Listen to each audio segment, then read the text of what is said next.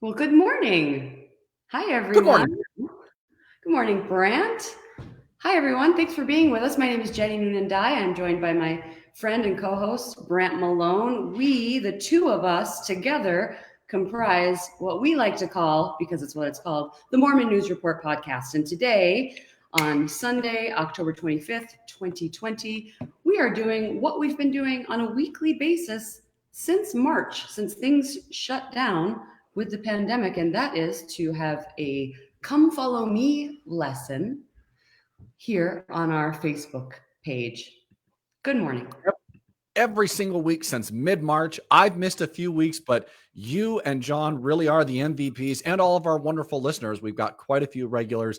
It's awesome to be here. It's cold in Michigan. I'm actually, I got this is an unpaid sponsorship, but Kroger in my area has this tea. It's chocolate mint herbal tea. It's my favorite. And I'm not a big mint person.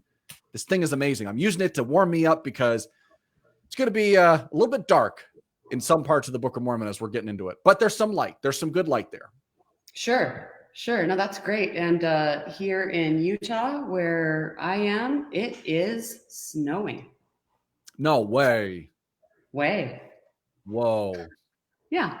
I'm joined as always by my best friend, my dear husband, John Dye.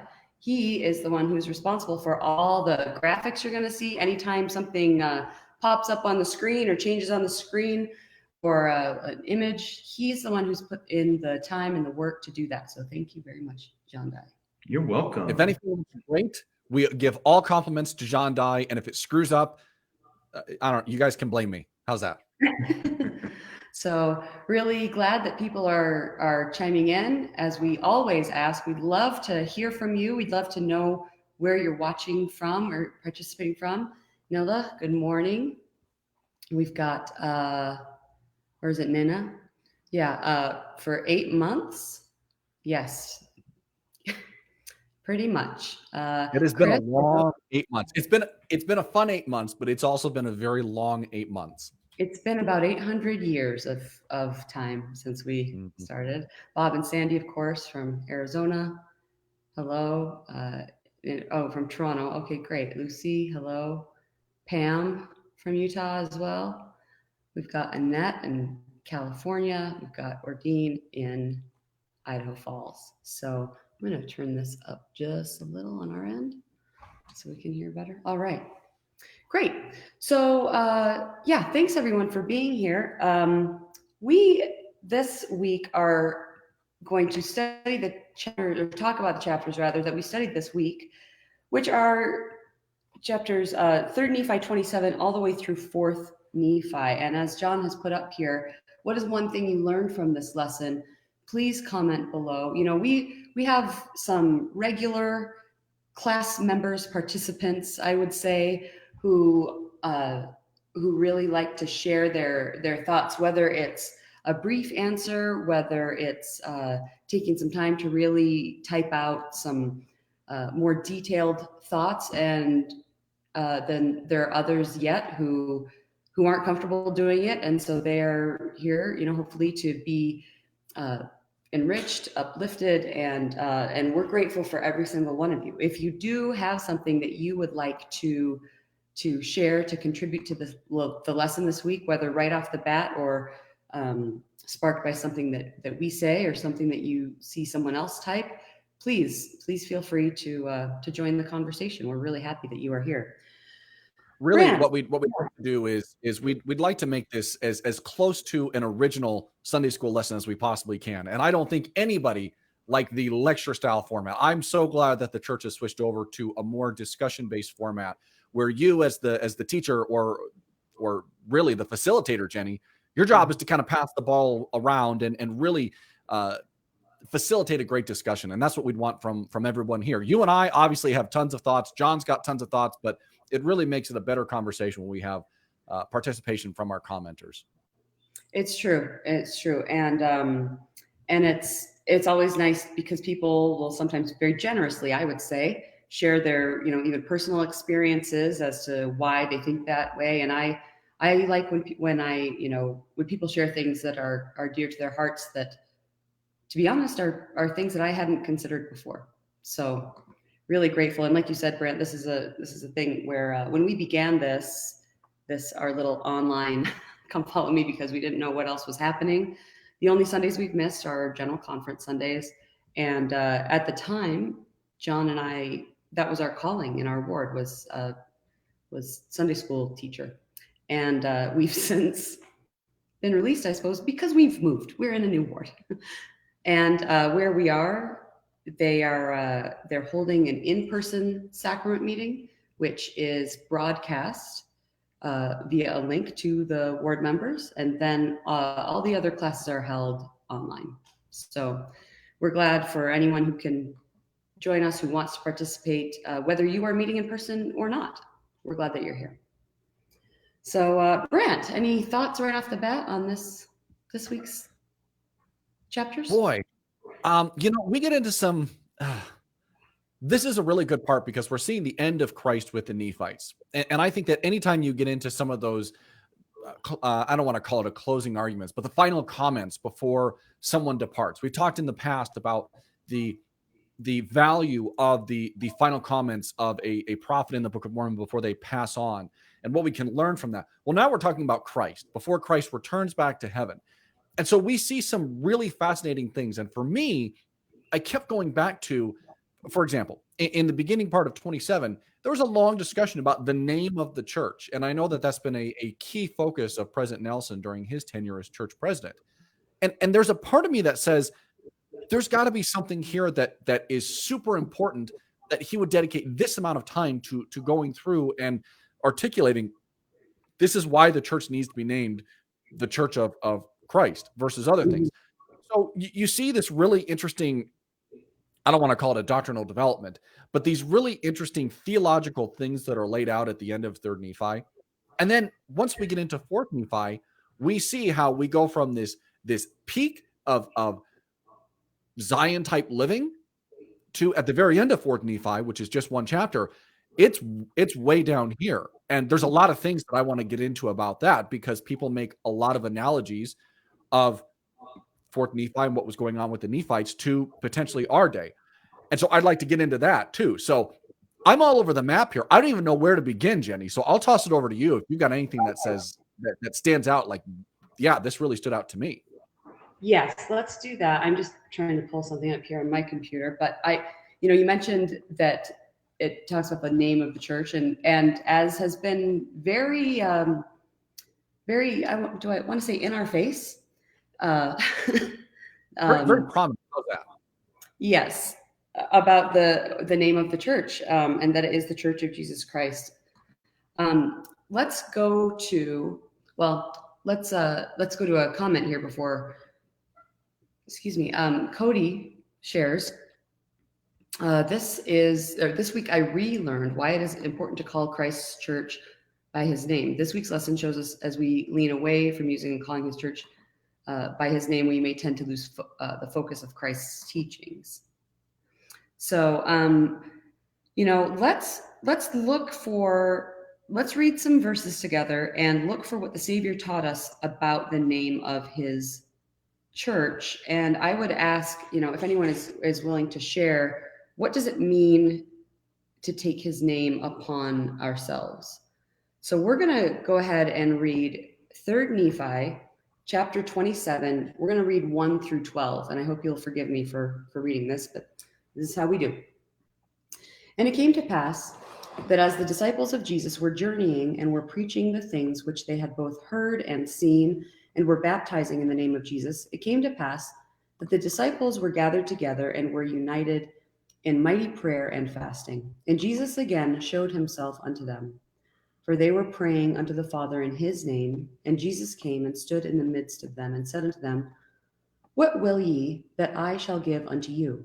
And they said unto him, Lord, we will that thou wouldst tell us the name whereby we shall call this church. For there are disputations among the people concerning this matter. And the Lord said unto them, Verily, verily, I say unto you, why is it that the people should murmur and dispute because of this thing? Have they not read the scriptures, which say, Ye must take upon you the name of Christ, which is my name? For by this name shall ye be called at the last day. And whoso taketh upon him my name and endureth to the end, the same shall be saved at the last day. Therefore, whatsoever ye shall do it in my name. Therefore ye shall call the church in my name, and ye shall call upon the Father in my name, that he will bless the church for my sake. And howbeit my church, save it be called in my name. For if a church be called in Moses' name, then it be Moses' church. Or if it be called in the name of a man, then it be the church of a man. But if it be called in my name, then it is my church, if it so be that they are built upon my gospel. Verily I say unto you, that ye are built upon my gospel. Therefore ye shall call whatsoever things ye do call in my name. Therefore, if ye call upon the Father for the church, if it be in my name, the Father will hear you. And if it so be that the church is built upon my gospel, then will the Father show forth his own works in it. But if it be not built upon my gospel, and is built upon the works of men, or upon the works of the devil, verily I say unto you, they have joy in their works for a season, and by and by the end cometh, and they are hewn down and cast into the fire, from whence there is no return. For their works do follow them. For it is because of their works that they are hewn down. Therefore remember the things that I have told you. So, Brent, I mentioned last week, before we began our lesson, that I studied this week's lesson by mistake for last week, in preparation for last week's lesson. And one thing I did was I thought a lot about the meaning of names. Now, do you know the meaning of your name? Oh, I don't think I do. Okay, don't look it up. Okay, I went to like a baby name site, and I don't have it in front of me, but my name is Jennifer, which was very popular in the 70s when I was born, largely due to a movie. Anyway, whatever. But the name of it is like, I can't remember. It's like Great or something. Let me see if it is. Okay. Oh no, the fair one. That's what it was. Jennifer may mean the fair one, Cornish form, yada, yada. And so it has kind of the, etymology or whatever of it. And then I looked up John, that's my husband here, and his name, and it means graced by God. Yeah, which would make sense considering the New Testament and all that stuff, right? Right. I think it means God's favorite. Yes. Okay. Sure, John. Thanks, John. Appreciate it. Yeah, sure, Jen. I mean, John. The more fairer one, I think is. The more fairer. Yeah. Got it. I don't mean to go there, but the meaning of Brent might be hot-headed. It might be. No, Jenny, here's the thing about it's German. It might mean, I guess, sword, fiery, torch, beacon. I did see one, though, on a baby name thing that said hot-headed. I'm not saying, I'm just saying, hey, I don't make the rules. And I hate to say it, I don't know if I could disagree with those, and I don't think Ashley could disagree with those either. So it's worth looking into, right? Because when you name something, when you name a child, for instance, you're taking, there's often a lot of meaning. Sometimes there's some family significance. Maybe your name, one of your names, for instance, my oldest daughter has her middle name is my middle name, right?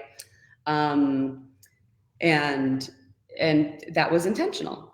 And here we've got the disciples saying, okay, we are meeting together in this church, and we're having disagreements on what we should be called. So they go right to the Savior to ask him, what should we be called? What do you have up here, John? Oh, just through what you read. This is just everything that it goes through the names and characteristics of the true Church of Christ. Oh, cool. So it says here that its members take upon themselves Christ's name. The church is called in his name. It is built upon his gospel, and the works of God are shown forth in it. So, I really love how the Savior addresses their inquiry. How he's saying, like, well, why would you question? It's if you're teaching what I've taught you, then you can call the church in my name. Whatever you're teaching, that's what it should be called by. So, yeah, what does it mean to take his name upon ourselves is what we asked before. And we have someone who, Laura Sprankle, shared. She said, you call the church and our Savior same to show who we are living in. We study and learn about Jesus because this is the Church of Jesus Christ. Will you know when we believe them and we love him as much as he loves us? It is his church, the Church of Jesus Christ of Latter-day Saints. That's why the church is this name. Exactly. It's, and I believe this was it in conference where it was the Church of Jesus Christ of Latter-day Saints. It couldn't be clearer what that means. Yeah, so I just a couple of thoughts. It's interesting as you see what's going on in 3 Nephi 27. It's really interesting that this was so much of a point of discussion among them that they engaged in fasting and prayer, and Christ appeared to them and said, "Okay, what's your desire?" And this was what was their desire. And it's always been a little curious to me. What's in a name? Why is a name so important? And I go to a few different places. Number one, I go back to early church history. And even in early church history, we had, when I say early church history, like the 1800s when Joseph Smith was establishing the modern church, we didn't even establish our name back then. As a matter of fact, it was originally called the Church of Christ. Then it was changed to the Church of Latter-day Saints.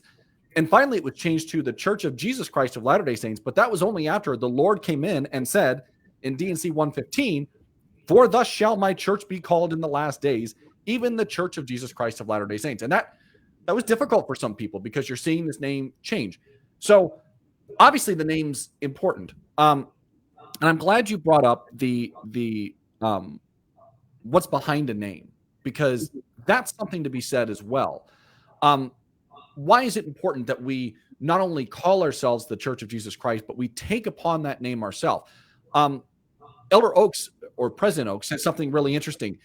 He said, when we take upon us the name of Christ, it could be three things. Number one, it could be identification.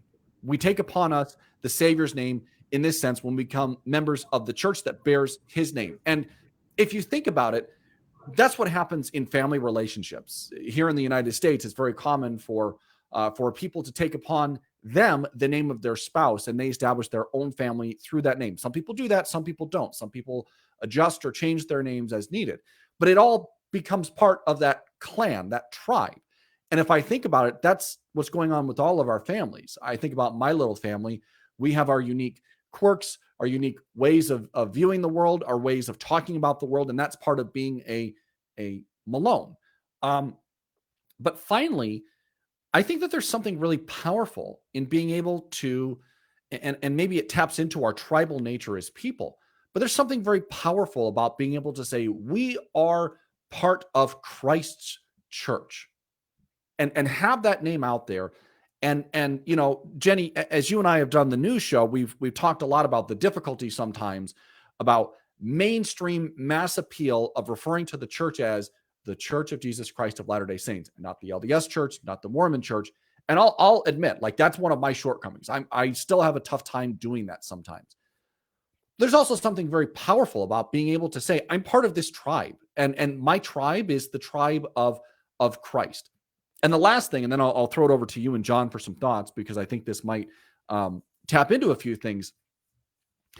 The last thing is the power of a name. And when I think of the power of the name, my business training kicks in, and I begin thinking about things like logos and the images, the emotions, the thoughts that all these logos and these names and these brands portray.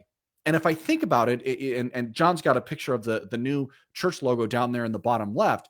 If I think about it, that could be very powerful as well. We are part of this. This is exactly what we exemplify. We are a part of the Church of Jesus Christ. And with Jesus Christ at the center of our logo, that should be something that we're aspiring to, that we're always remembering, but also that when people look at us, that's what they should be thinking about. Are they exemplifying or acting as Christ would act? And I would say that that's a reminder to us to say, are we acting as Christ would act because we're part of this tribe? Perfect. I love that you said that. I think that goes right into what Brenda has shared in her comment. She says, I'm going to offer up an utterly temporal and practical reason for using and emphasizing Christ's name in the name of the church. People around the world are seeking a better, higher way. They are, there we go. They are seeking Christ in their lives. And how do people in these modern stay-at-home times search for knowledge? By searching, literally searching. If you're looking for an Italian restaurant online, you don't enter Greek food in the search field. Likewise, if you're searching for Christ's church, you wouldn't search for any name other than his. So maybe on a completely temporal level, Christ was picturing a time when his children would seek him out in greater numbers than ever before, and he was making it easier to do so. That's a really interesting idea. And do you mind if I kind of bounce off that just a little bit, Jenny? That's fine. Yeah. I wonder, and Brenda's got me thinking, but I really wonder if maybe part of what President Nelson was doing with a re-emphasis of the church's name, and this might be out in left field, so just bear with me here.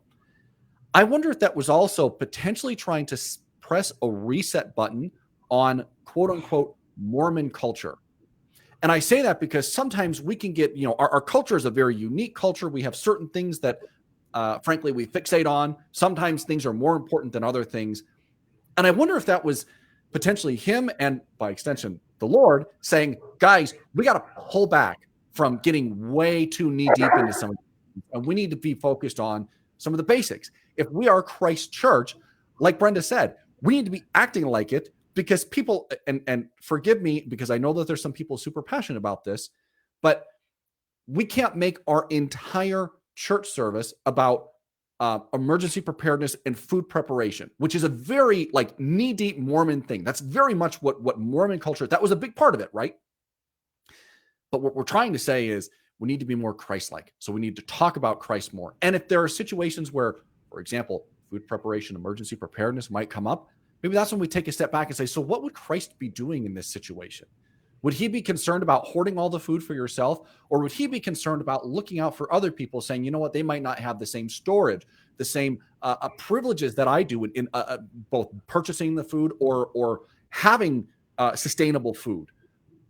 Maybe those are, I don't know. Now I'm starting to think, and I really like that comment from Brenda. I like that too, because it's true that there does seem to be a delineation, right, between what are we doing out of what we would probably call Mormon culture versus what are we doing out of being Christians. It reminds me of the time. Yeah. Oh, I was going to keep going. It reminds me of the time when I was very eager to ask my daughter when she was on her mission about how she addressed that. And she was saying at the time they did some contacting on a city bus, and they were talking to someone and they said, oh, are you Mormons? And my daughter said, actually, we're members of the Church of Jesus Christ of Latter-day Saints. And that simple answer to their question, yes, we use the Book of Mormon. We are members of the Church of Jesus Christ. It's very simple and means a lot. Definitely. Ben, before we get to Ben's comment, I just have to read Brenda's additional comment. Brenda said, by the way, one of the meanings of my name is, you ready for this? The feminine form of the name Brant. So Brenda, +1 to you. That's awesome. Fiery all around. Don't put you guys in a ring together, right? See who comes out standing. Oh gosh. Yeah.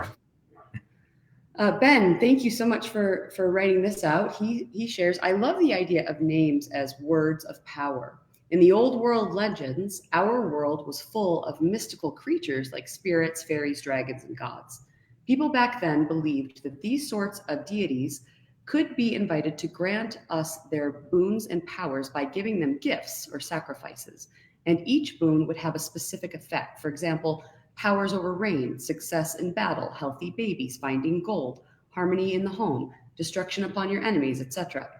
But it wasn't enough to just entice the spirit. You had to control it. And to do that, you had to know the spirit's name, because the name was a word of power. Once you invoked the name of the creature, you could command it to act as you will. Think of the legend of Rumpelstiltskin. People would invoke blessings and prayers in the name of, etc., and expect those blessings to happen. The Hebrews shared this worldview, which is why the name of God was a secret forbidden thing that only the high priest knew. He was only allowed to utter the name of God once per year on the Day of Atonement. So, like Brandt says, in their day, there was literally a power in the name for those who believed. And for those of us who take Christ's name upon us, that power can be in our lives if we let it. And I'm really grateful, Ben. Thank you for sharing those thoughts. It leads me to, why would, I don't know that we today grasp the severity or just the, I don't know if severity is the right word, but the seriousness with which the names have. The fact that we are commanded to not take the name of God in vain. I mean, there's a lot there of what that could mean. It could mean, by not abusing power. It could be by not mocking the name or the identity. But that's significant, and I think this is something that we probably would do well to search and study more. Yeah, Jenny, go ahead, John. One quick thing, in 3 Nephi 27 alone, the word name appears 20 times. Interesting. Very interesting. Jenny, your first comment was really interesting. I wonder if that is a significant reason why we are asked not to take the name of God in vain, is to make sure that we're not invoking that sacred power that Ben talked about. That can be very powerful. And if you think about it, in so much of what we do in the church, in our prayers, in many of our ordinances, they're closed in the name, or we invoke the name of Christ or or God in some sort. There's a lot of power there, and you're right. One quick story from my mission. It involves the priesthood, but I think it involves this idea of the name as well. So I was in Korea. Every time we moved to a new place in Korea, we had to go to the county office essentially and register where we were at, because we were foreigners. And if something happened, they wanted to know where the foreigners were at. So I was there registering, my companion was registering, and they had these massage chairs. I was sitting in one of the massage chairs because I was at the end of my mission, and frankly, I was exhausted.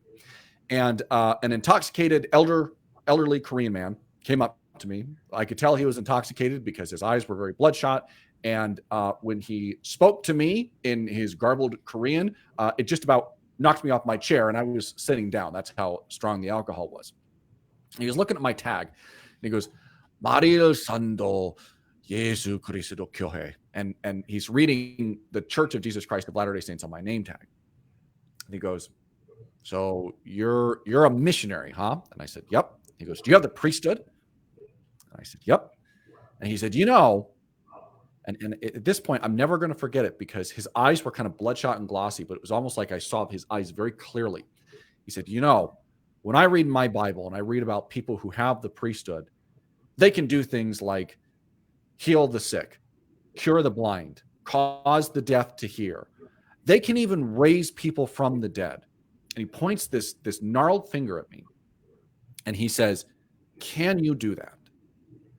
And I'm never going to forget it, because it's one of those situations where, in theory, we know the right answer, right? Especially if we're invoking Christ's name, doing it for God's purposes, we know the answer there.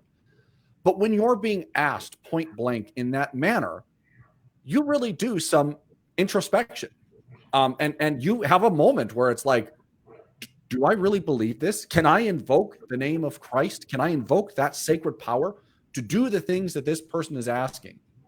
And I took a quick second to do some introspection, and I said, yes. And it was at that moment, it was really interesting, because I could see his eyes kind of cloud over again, and he walked away. But Jenny, I'm never going to forget that. That happened over 15 years ago, and it's always stood out to me, because those are hard questions. And Ben's exactly right. That is a very sacred power that we can invoke. And you're right, too. When we use the name of God, or when we use the name of Christ, but it's that second step. Do we actually believe that when we invoke that name, that those things can happen? That's the hardest part. And that's it's always going to stand out to me. But I don't think that we should ever forget the power of that name. I love that. Thanks for sharing that. That's really cool. Chris shares, my name means follower of Christ. How great is that? Yeah, wow. That I totally get what you're saying, Brent. That would be, we can have faith in the power. Do we have faith in our, being called to access that power, I guess? And that there's a lot to say about that, but yeah, thanks for sharing that. I want to kind of keep going and talk about how the Book of Mormon itself its existence is a sign that God's latter-day work is being fulfilled. So there's a lot of talk about, signs, right? I mean, in the Book of Mormon in general, I mean, did we have any signs that this morning, before we got up, said our prayer together, John and I did, and he pulled up a notification on his phone that showed a bunch of snow up north of us, north of Salt Lake City. And it was like, oh, and we looked outside and we saw some clouds, but nothing too much. And sure enough, 20 minutes later, so I'm going to say that Facebook notification was a sign, but I mean, that we have, it's not uncommon for us to use this method, this model is what I'm saying. We do try to predict things like the weather, and we look for signs, we look for patterns, and the same thing can be said for what we learn and study and read in the scriptures.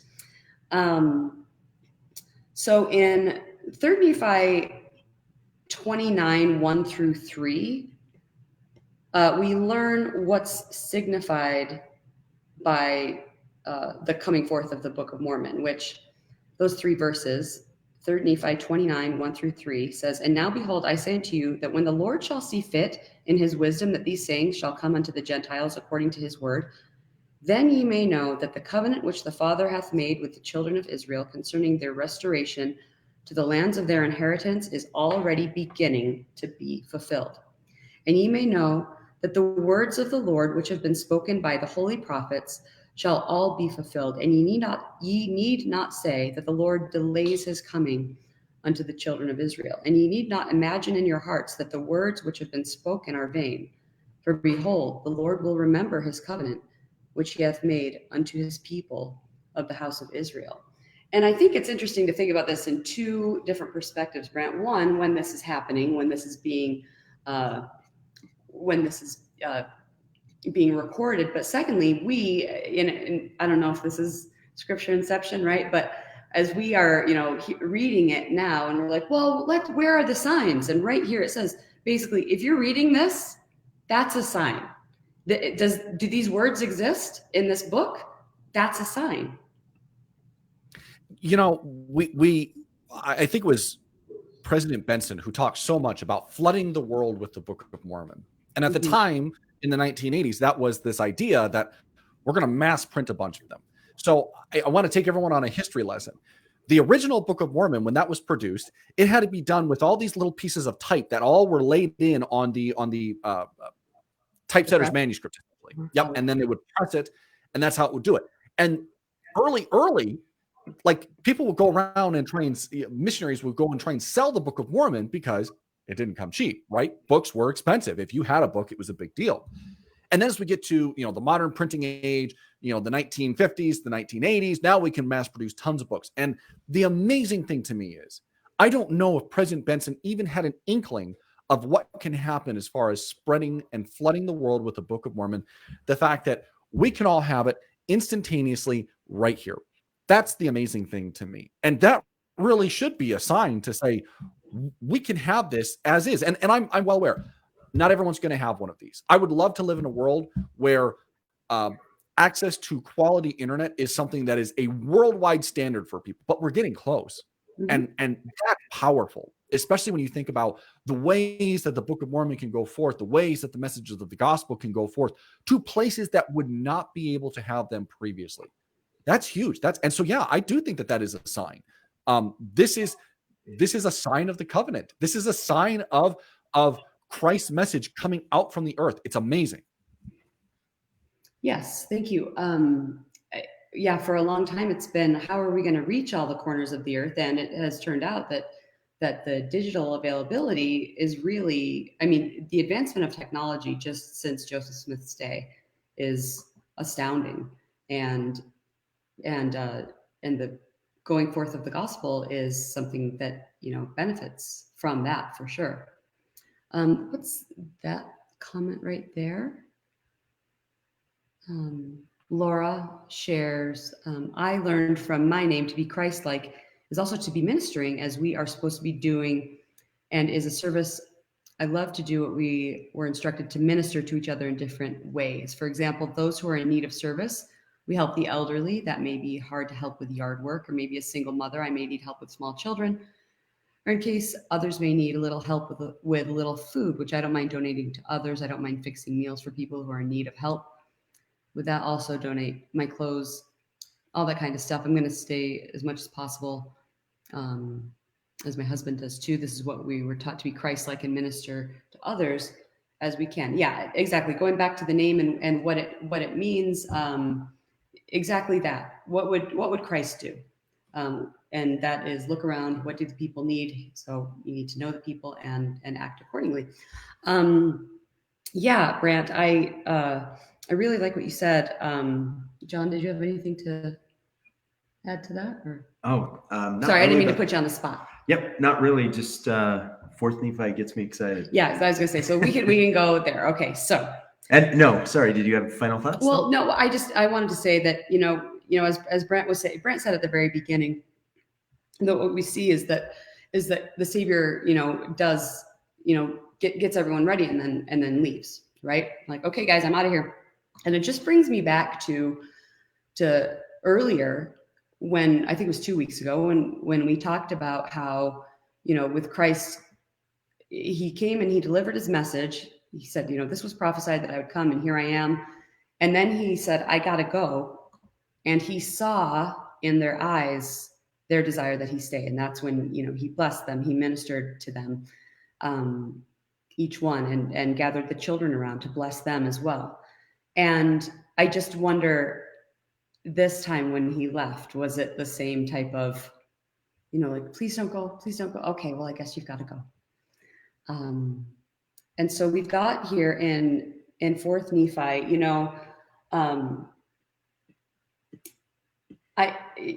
I thought of this actually last week, but John reminded me this morning that in Elder Cook's conference talk a few weeks ago, he spoke in the Saturday morning session, and he referenced Fourth Nephi. My ears kind of perked up because I was like, "Oh, that we're almost there, and come follow me." But he said, in this dispensation, although we live in a special time, the world has not been blessed with the righteousness and unity described in Fourth Nephi. Indeed, we live in a moment of particularly strong divisions. However, the millions who have accepted the gospel of Jesus Christ have committed themselves to achieving both righteousness and unity. We are all aware that we can do better, and that is our challenge in this day. We can be a force to lift and bless society as a whole. At this 200-year hinge point in our church history, let us commit ourselves as members of the Lord's church to live righteously and be united as never before. And what we read in Fourth Nephi shows us the joy that can come into our lives, not just as individuals, but also as other units, families, wards or branches, stakes or districts, whatever that might be, as we strive to become more fully converted to the gospel of Jesus Christ. I didn't mean to. You had something up just now. Was it Elder Christofferson? Oh yeah, I was just going through those, but yeah, you keep going. Oh well. So this, it's a really good. It's a really good illustration of all those things. How did how did their conversion, their personal conversion, or even their collective conversion affect the way that they treated each other? And how can we, with 10 days, 9 days left before the election, how can we, as people who have taken upon ourselves Christ's name, what can we learn from that? Yeah, this one's a tough one, because this really shows, like, Fourth Nephi shows the it shows the ideal, doesn't it? But if I could, far be it for me to give Mormons some editing feedback, suggestions. I'd really like to know, like, so what was it that made it this way? You know, what things went on? How, for example, boy, wouldn't it be great to get, you know, like, if this is the abridged version of the Book of Mormon, the full details, to say, so how did you resolve some of these contentions? Because what we saw prior to the coming of Christ was there was a lot of contentions there. And now it's just like, yep, Christ was here. Things are great. We love each other. We used to be two families that fought against each other horrifically, and now we're all great. So I don't know. I don't know what to do. And you're right, Jenny. We're, at least here in the United States, we're going to get to, I would say, between now and November 3rd, we're going to see a lot of contention among friends, family, all types of people. What do we do? I don't know. I mean, we already have, but I think it's something where, and I don't say that to be critical. I say it because it's happening. And I think, I don't know anyone who hasn't been frustrated, whether it's by what someone has said or did, or how people have disagreed, or even that it's happening. I know plenty of people who don't want to, they just don't like the lack of unity. And so they don't want to talk about what's happening at all because of the lack of unity. You know, something that I've really been thinking about a lot, and in conference, was, it happened a lot too, but let's go to what Elder Christopherson says here first. He said this in conference in the fall of 2008. He taught, Zion is Zion because of the character, attributes, and faithfulness of her citizens. If we would establish Zion in our homes, branches, wards, and stakes, we must rise to this standard. It will be necessary, 1, to become unified in one heart and one mind, 2, to become individually and collectively a holy people, and 3, to care for the poor and needy with such effectiveness that we eliminate poverty among us. We cannot wait until Zion comes for these things to happen. Zion will come only as they happen. And I thought about that a lot too, like I said, during conference when President Eyring spoke during the women's session. Just this idea of, I've always thought of Zion as, you know, as a place of, or, you know, being like kind of a state of mind, like of one heart, of one mind, that sort of thing. But I know that there was a time when people literally thought that it meant going west or going to Utah. And I think when we look at our church history, we would do well to understand, you know, what that meant, because going west was symbolic. It was symbolic of you know, what is established here. And just the idea of establishing Zion, of working to have that unity. And I'll be honest with you, like, I'm kind of embarrassed to say this, because this is probably something a lot of people might be hearing and saying, duh, Jenny, yeah, establishing Zion, that's what we do. But there's something just recently about my personal study of this that really got me thinking about that, about creating it where you are, creating it in the circumstances in which we find ourselves. That's been a struggle for most of us, you know, since at least March. How can we, if we don't have access to gather as congregations, for many people, if we don't have access to have the sacrament, if we don't have access to our temples, then how can we as individuals, maybe as families, as neighborhoods even, establish the Zion that we're trying to do? That one is so tough. especially everything that's going on right now. It really does make it difficult. And I think that we see glimpses of it. We see glimpses of what Zion can be with certain things that go on. I mentioned on our news show this past week that a close friend of mine was in a pretty horrific accident and is now permanently paralyzed for the rest of his life. And it's been amazing for me to see our entire ward come together. You know, the little disputations that happen sometimes among ward members, that all gets dropped. And the question that everyone has is, how can I help out? I think you see it in situations like that. You see it in situations of natural disaster. Jenny, on the show, we've showcased a lot of different groups that have gone and helped out with hurricane help and things like that. We shared that great clip that you found on Twitter of that one woman down in Louisiana who was just so excited, but the Mormons are here to help out. And I tried to give them some money and they wouldn't take anything. Like, we can be really good at that. But here's why I'm going to step out on a ledge and say something a little controversial. I think that's the easy stuff, because that's a situation where we know that we need to come together. We know that we need to drop our own personal feelings, our disputations, our contentions, and all that stuff. What makes it even more difficult is when we're in the day-to-day, every day of our lives. And I would even say, Jenny, to your point, when we're looking at a situation like right now, you know, there's quite a few of us who are either frustrated that we can't live our lives the way that we used to based on this virus and some of the things that have happened. Maybe we're frustrated in a situation like mine, where you have your entire family under one roof with 3 little kids who are constantly demanding attention and a pretty demanding job and school, and it makes it tough to get a breath, frankly.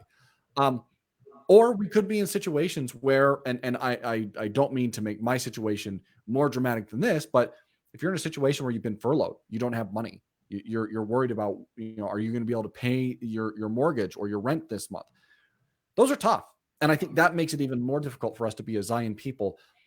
And I think the thing that stands out to me is you had this group of people who had this tremendous spiritual experience that was passed on through recent memory and through recent generation that made it easy to tap into those thoughts and feelings that they had during that time, or hearing your parents talk about it, similar to the way that it was for the people who went out to Utah and the first generation of people who were out there, because you could hear your mom, your dad talk about what it was like crossing the plains.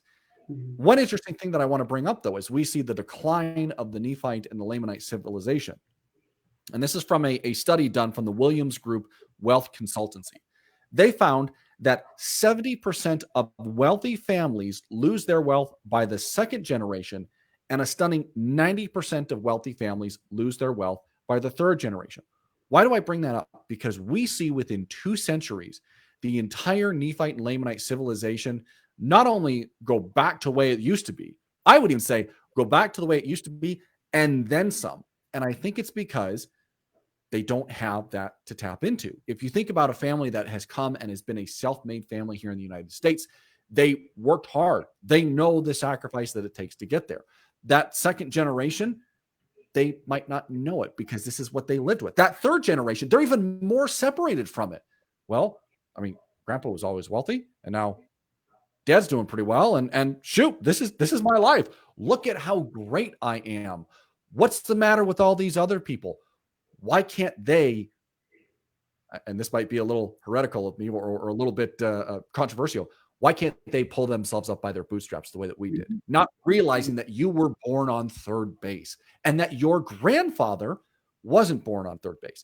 The point that I'm trying to make with this whole thing is how quickly we can forget the way that these dramatic spiritual experiences can affect us. And the hard part, and this is where I would love to have a little bit of Mormon's commentary through this whole thing. What were the steps? How did we get down this road? Don't just tell me that we went 30 years and things were great. And then we went 100 years and people started wearing nice clothes and people started pointing fingers. And now we're at 200 years. And by the way, cats and dogs are living with each other. Civilization's dying. What are we going to? There's more that I'd like to know there. Anarchy. Yeah. I think it's important to go to 4th Nephi, verse 17, where it says, "There were no robbers nor murderers, neither were there Lamanites, nor any manner of ites, but they were in one the children of Christ and heirs to the kingdom of God." And I think that is, you said, Brent, you'd like to have more detail. It wasn't just that they started dressing nice and then all of a sudden they started to fall. But I really think that is part of it. When we establish Zion, we are not dividing. It's unity. There isn't that separation of Nephites, Lamanites. The reality is that we are all, and we've talked about this a lot too, speaking of Mormon culture versus Christianity. Or Christ culture, if you will. Mormon culture, Christ culture. Mormon culture, Christ culture, sure. That there isn't a cookie cutter. And I don't know why a lot of people think that there is a recipe for being, a good Mormon trademark. Because a full participant in the Church of Jesus Christ of Latter-day Saints. Yes, thank you. Yeah. I'm trying to find the new way that we could describe this concept that you're talking about here. Well, thank you, but I think you know what I mean when I say that, because the deal is we can, if the Nephites and Lamanites can get rid of those identifiers and come together in unity, it makes zero sense why neighbors or people who are attending the same congregation together choose to divide, to be divisive over something like Democrat or Republican, or by the way someone votes, or by their alma mater, where they went to school, or who they're rooting for. Those things are not at the heart of unity. They're part of our differences. But yeah, am I making sense with what I'm saying? You are. And one thing, and I'll toss it over to John here in just a second, but one thing that also stands out to me, and this has come up a few times in the Book of Mormon, but Mormon is very keen to point out almost one of these signifiers becomes the clothes that you wear, specifically the rich clothes that one wears.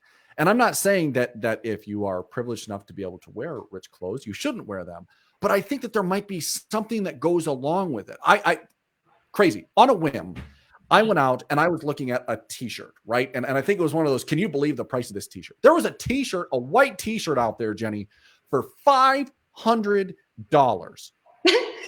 reason I'm bringing up this white, it was probably like a Kanye West t-shirt or something like that, right? But it was just a plain white t-shirt.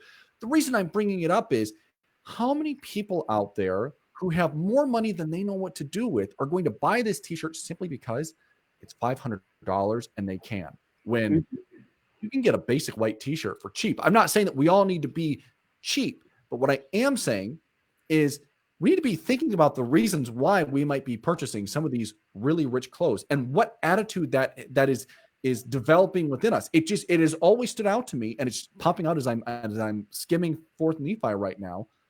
It's there, and it's almost like Mormon is saying this was almost a contributing factor to it. Yes, and I want to be clear that when I say that, I'm not dismissing, because it is, like you said, it's a contributing factor. It's real. It's when my opinion is part of it, is a huge part of it, is when people are when the focus is on those types of things, when the focus is on the label, when the focus is on feeling superior, when the focus is on the differences. John, did you want to? Yeah, I'll share something really quick. I mean, Fourth Nephi to me is, it's a microcosm of the full Book of Mormon. If you have one book to read to talk about the pride cycle, everything, it's right there. And I'm going to actually share just a few things after what you shared, Jenny. In verse 20, this is when we talked about names earlier, and you guys talked about, commonalities versus differences. And, I think if we created a Venn diagram, I think that's when we start to see, we start to see civilizations fall, specifically Christian communities, when they accentuate the differences and not the commonalities. So if we talk about a name, and taken upon them, this is when they start to break apart after 200 years. They had taken upon them the name of Lamanites. So these weren't direct descendants of Laman. This appellation was given to them because they differed. They wanted to be different than the others, right? And Brant, as you mentioned earlier, there's power in, I think, being visited by Christ, just like there was with King Benjamin. We notice when people started to turn away from what King Benjamin said, it was the babies that couldn't remember and didn't have the memories of what Benjamin said personally.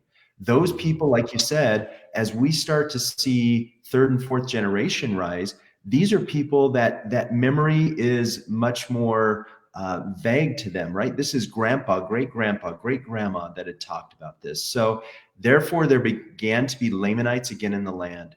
And I was looking up Orderville, Utah. I don't know if you guys remember Orderville, but I couldn't find the story quick enough, so I won't pull it up here. But basically, they were living the United Order. And the one thing, as you guys mentioned, that broke this United Order apart was clothing. They literally started wearing something different than the others. Therefore, they created this class system. And because of that class system, we had what we had, and the United Order was broken. So, and I think the goal here, though, is they had all things in common. It wasn't a socialistic society, though.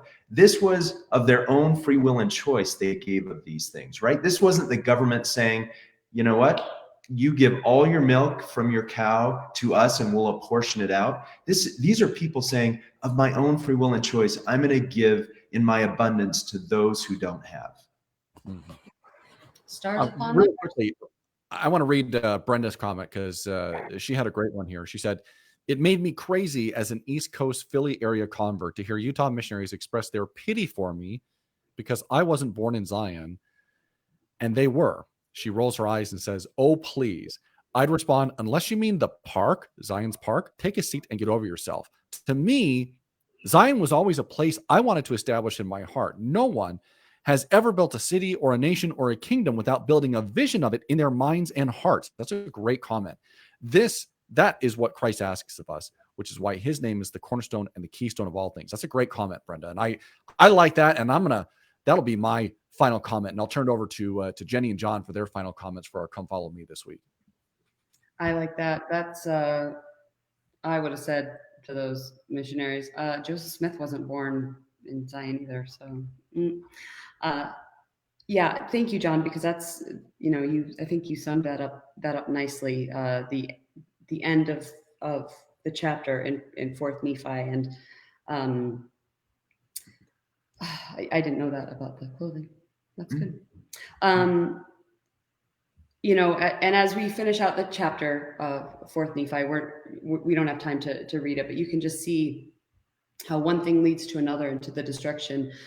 And as we study this coming week's lesson, which is Mormon chapters 1-6, it describes the tragic events that led to the destruction of the Nephite people, and I think we might do well to, as we're studying that, see if anything looks familiar with what's going on in our own experience in our own lives. Do you have anything to say before we close out? The only thing that we really didn't touch on too much today, which I thought was a really salient point, was the Savior asked his disciples specifically, "What is it that ye desire of me?"